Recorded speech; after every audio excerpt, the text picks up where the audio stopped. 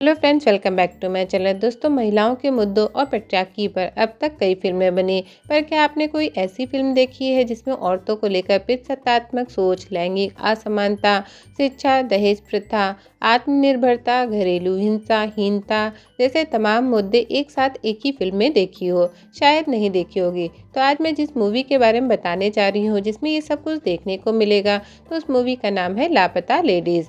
अब कहानी की बात करें तो ये दो दुल्हनों के अनजाने में हुई अदला बदली की है। फिल्म की शुरुआत साल 2001 के मध्य भारत के काल्पनिक भारतीय राज्य निर्मल प्रदेश से होती है। ये ऐसा दौर था जब मोबाइल बस आया ही था। फिल्म का हीरो दीपक शादी के बाद अपनी दुल्हन, जिसका नाम फूल होता है, को अपने गांव ले जा रहा होता है। दीपक ट्रेन के जिस कंपार्टमेंट में सफर कर रहा होता है वो ठसाठस भरी होती है। दीपक अपनी पत्नी फूल के लिए जगह खोजते खोजते आगे बढ़े जा रहा होता है। फूल सिर्फ अपने पति के जूते देख सकती होती है। उसकी वजह है चेहरे पे पड़ा लंबा घूंघट। फूल को तो सीट मिल जाती है और दीपक वहीं कोने में खड़ा हो जाता है। अब जिस कंपार्टमेंट में वो होते हैं उसमें कई और शादीशुदा जोड़े होते हैं। गांव के रिवाजों के अनुसार ट्रेन के कंपार्टमेंट में मौजूद सभी दुल्हनों के चेहरे पर घूंघट होता है। तभी एक औरत दीपक से पूछती कि शादी में कितना दहेज मिला। अब साल 2001 है, इसीलिए सब खुले में दहेज की बात कर रहे हैं। 2024 होता तो उसे गिफ्ट का नाम दिया जाता। खैर, दीपक ने कोई दहेज नहीं लिया। इस बात पर वो लोग हंसते हैं और दीपक में कमी बताते हैं। दीपक ये सुन गर्व करने की बजाय आंखें छेप लेता है। अब ट्रेन में बैठे बैठे दीपक और फूल सो जाते हैं। कुछ घंटों बाद दीपक देखता है कि उसका स्टेशन आ गया। आनन फानन में दीपक अपनी पत्नी को ट्रेन से उतरने को कहता है। घर आने के बाद जब दीपक और उसकी फैमिली दुल्हन के चेहरे से घूंघट हटाते हैं तो उन्हें पता लगता है कि वो किसी और की दुल्हन को लेकर आया है। अब किसी और को देख के दीपक और उसकी फैमिली दंग रह जाती है। दीपक की फैमिली उससे उसका नाम पूछती है तो वो अपना नाम पुष्पा बताती है। फिर उससे उसके पति का नाम पूछती है। अब इससे पहले पुष्पा बताती कि रवि दीपक की माँ छी शब्द का यूज करती है, क्योंकि उस जमाने में पति का नाम लेना पाप माना जाता था।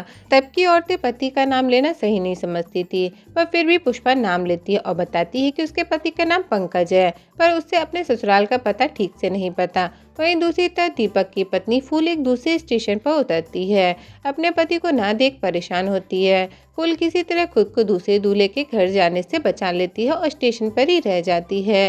फूल को परेशान देख एक छोटू नाम का लड़का आता है जो उसे स्टेशन मास्टर के पास लेके जाता है और अपनी रिपोर्ट लिखवाने को कहता है। अब फूल रिपोर्ट तो तब लिखवाए जब उसे अपने ससुराल के गांव का नाम पता हो।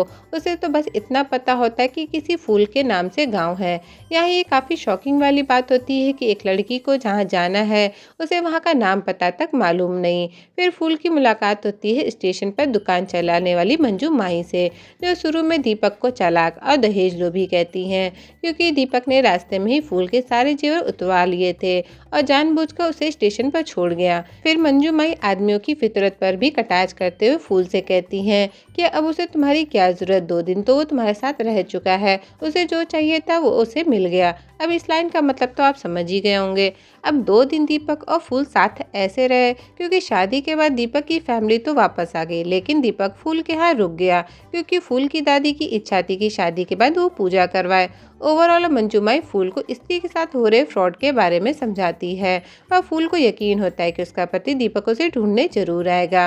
अब जिस तरह फूल को मंजूमाई के रूप में रक्षक और संरक्षक मिलती है, उसी तरह जया को दीपक का परिवार अपनी बहू की तरह रखता और कोशिश करता है कि वो सही जगह तक पहुंच जाए। फिर दोनों दुल्हनों का ससुराल पक्ष पुलिस में रिपोर्ट दर्ज करता है। पुष्पा का पति पंकज, जिसका असल में नाम प्रदीप होता है, रिपोर्ट लिखवाता है कि उसकी पत्नी गहने और जेवर लेके भाग गई। तो वहीं दीपक फूल की मिसिंग रिपोर्ट लिखवाता है। दीपक का केस देखने वाले इंस्पेक्टर का नाम होता है श्याम मनोहर। श्याम मनोहर एक लालची और घूस लेने वाला पुलिस वाला होता है।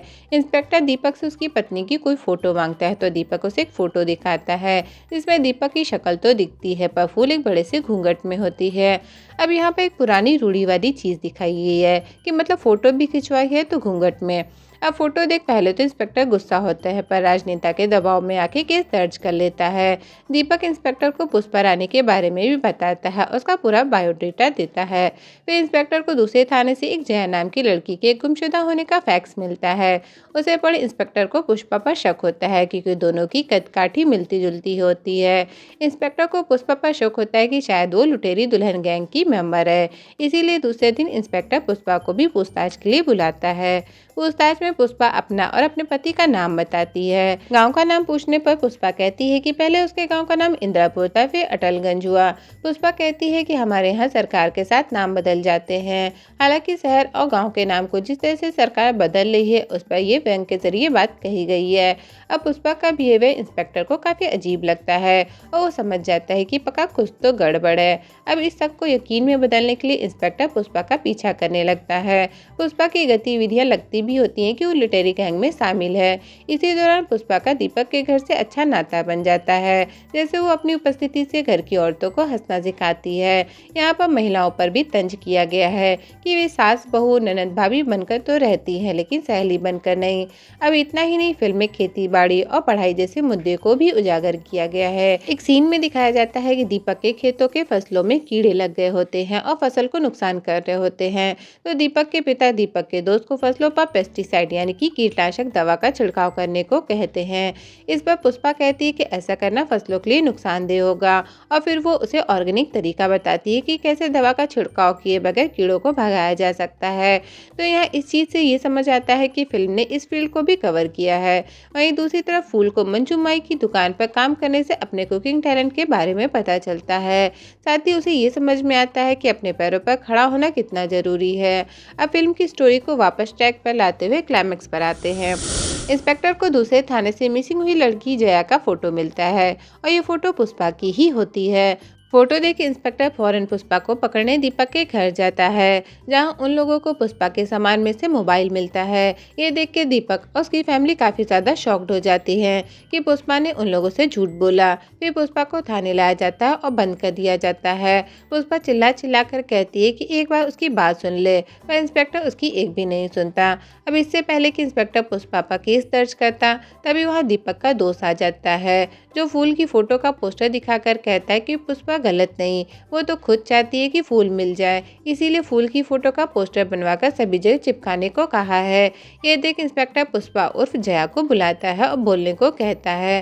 तो अब हमें पता चलेगा इस मूवी का मेन कॉन्सेप्ट। फिर फ्लैशबैक के जरिए जया की बातों को दिखाया जाता है कि वो एक होनहार लड़की होती है और इंटर में अव्वल आई होती है, इसीलिए वो ऑर्गेनिक खेती के बारे में देहरादून जाकर पढ़ाई करना चाहती होती है, लेकिन उसके माता पिता उसकी शादी करवा देते हैं। शादी के दौरान जया को रिश्तेदारों से पता चलता है कि प्रदीप की पहली पत्नी के बच्चा नहीं हो रहा था, इसलिए वो जलकर मर गई। अब खुद जली या किसी ने जला दिया पता नहीं। जया ने तो शादी के बाद अपनी किस्मत से समझौता कर लिया था, लेकिन ट्रेन में जब दीपक उसका हाथ पकड़कर ले जाने लगा तो उसे लगा कि ये सही मौका है इस शादी से भाग निकलने का, इसीलिए वो दीपक के साथ चल दी। दीपक के गांव में आने के बाद उसने सारी प्लानिंग कर ली थी भागने की। अपने गहने बेच के पैसा इकट्ठा किया, उसे अपनी बहन को भेज दिया ताकि वो देहरादून में उसकी फीस भर सके और रहने का इंतजाम कर सके। फिर टिकट बुक की। रात में जब वो भागने वाली थी तब दीपक को परेशान देख उसने फूल का फोटो दीपक की भाभी से बनवाया और उसका पोस्टर हर जगह लगवाने को दिया, ताकि अगर किसी को फूल के बारे में पता चल जाए तो वो उसके नंबर पर कांटेक्ट कर सके। जया की बात सुन सब इमोशनल हो जाते हैं। तब दीपक कहता है कि अभी तक सब झूठ बोल रही थी, एक बार सच ही बोल देती। इस पर जया कहती है कि अगर वो सच बोल देती तो सब उसे वापस उसके ससुराल भेज देते बिना उसकी बात सुने। अब यहाँ ये दर्शाया गया है कि महिलाओं के लिए उसका पति और ससुराल ही सब कुछ है, उसकी खुद की इच्छाएं कोई मायने नहीं रखती। फिर इंस्पेक्टर देखता है कि जया के मोबाइल पर किसी की 12 मिस कॉल है। इंस्पेक्टर कॉल बैक करता है तो स्टेशन मास्टर उसे फूल के बारे में बताता है कि वो उनके स्टेशन पर है। तो वही फूल को स्टेशन मास्टर बताता है कि उसके ससुराल के गांव के बारे में पता चल गया। ये सुन फूल, छोटू, मंजू माई सब खुश हो जाते हैं और फिर फूल को उसके गांव जाने वाली ट्रेन में बैठा देते हैं। इस बार फूल को अकेले जाने में डर नहीं लगता, वो पूरे विश्वास के साथ ट्रेन में चढ़ जाती है। दीपक फूल को लेने फौरन स्टेशन के लिए निकलता है, पर इंस्पेक्टर जया को नहीं जाने देता। जया इंस्पेक्टर से कहती है कि चाहे तो उसका सारा सोना रख ले पर उसे जाने दे। इंस्पेक्टर उसकी नहीं मानता। अब इंस्पेक्टर ने जया के पति प्रदीप को बता दिया होता है कि वो यहाँ पर है, इसीलिए वो उसे लेने आता है। जया को वहाँ देख उसका पति सबसे पहले उसे थप्पड़ मारता है, उसके गहने लेता है और फिर इंस्पेक्टर को पैसे देकर ले जाने लगता है। इंस्पेक्टर पैसे तो ले लेता है पर वो उसे जया को ले जाने नहीं देता, उल्टा उस पर थाने में महिला पर हाथ उठाने, दहेज लेने का केस दर्ज करने की धमकी देता है और वहाँ से उसे भगा देता है। फिर जया को उसके गहने देता और अच्छे से पढ़ने को कहकर वहाँ से जाने देता है। यहाँ पर हमें पुलिस वाले का दो रूप दिखाया जाता है कि वो लालची और भ्रष्ट है पर दिल का साफ है। अपने आमने सामने गलत होते नहीं देखता। वहीं दूसरी तरफ फूल दीपक को उसका नाम लेकर पुकारती है, जिसका मतलब है कि वो समझ गई है कि पति का नाम लेना गलत नहीं। और इससे दीपक को अपनी पत्नी फूल मिल जाती है और जया को उसकी आज़ादी। अब अंत में इस फिल्म ने महिलाओं की सोच और उनमें होने वाले बदलाव पर किस प्रकार प्रहार किया है, उसे अगर एक लाइन में कहा जाए तो जिस घूंघट के कारण दुल्हनों की अदला बदली हुई, वो एक तरह से पितृसत्तात्मक सोच को दर्शाती है। अनपढ़ फूल ब्याह करके ही खुश है, मगर स्टेशन पर रहते हुए उसे अपनी कुकिंग स्किल का पता चलता है और वो खुद को आत्मनिर्भर बनाती है। वहीं दूसरी तरफ पुष्पा उर्फ जया है, जो आगे बढ़कर कुछ बनना चाहती है। स्टेशन पर चाय की दुकान चलाने वाली मंजूमाई ने घरेलू हिंसा और नकारा पति को नकार कर अकेले ही अपनी जिंदगी जीने का फैसला किया है। दीपक की भाभी का किरदार एक ऐसी महिला का है जो लंबे अरसे से प्रदेश में रहने वाले पति की एक ड्राइंग बनाकर उसके इंतजार में दिन काट रही है। तो दोस्तों, ये थी भटके बिना सही पते पर पहुंचने वाली किरण राव निर्देशित मूवी लापता लेडीज। मूवी की स्टोरी कैसी लगी कमेंट कर जरूर बताइएगा, और अगर अभी तक आपने मेरे चैनल को सब्सक्राइब नहीं किया है तो प्लीज करिएगा।